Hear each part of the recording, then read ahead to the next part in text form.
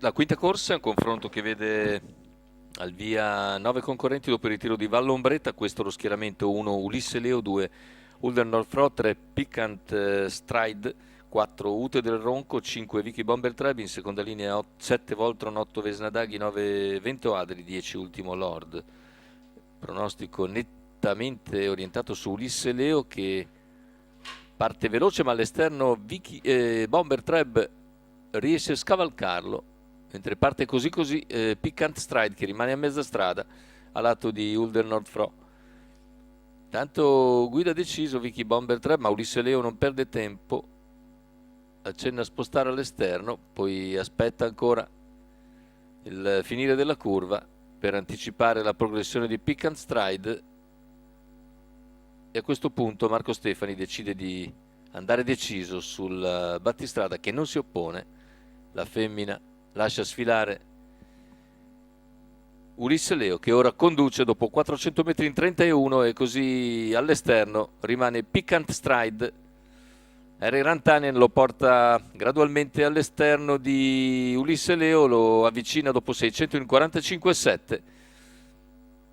Terza posizione seconda lungo la corda per Vicky Bomber 3.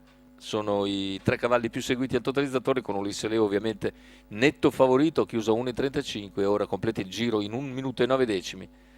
All'esterno il finlandese di Rantanen, alla seconda uscita in Italia dopo il secondo posto di Torino.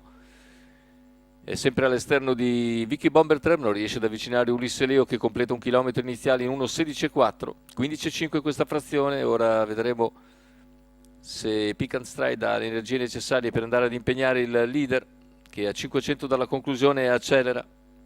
Si trascina Vicky Bomber Trap, terza posizione lungo la corda per Ulder Northfro, non cambia nulla, 14,7 questo parziale. In vantaggio Ulisse Leo, in seconda posizione Vicky Bomber Trap, all'esterno Piquant Stride. Cavalli al completamento della curva finale, ingresso addirittura d'arrivo con Ulisse Leo, che ha una lunghezza abbondante di vantaggio sui due rivali appaiati al suo esterno. Lo scatto all'interno di Vicky Bomber Treb. Ulisse Leo cerca di reagire, ma è brutto di camminata, e al largo anche Piquant Stride ci prova, ma è Vicky Bomber Treb che viene a vincere di precisione su Piquant Stride, mentre si mette brutto Ulisse Leo e non può più comandare Marco Stefani. 33 chiudere, 1,15 e mezzo il ragguaglio al chilometro. La vittoria per Vicky Bomber Treb in sediolo come anche allenatore, Taldavio Almuludi,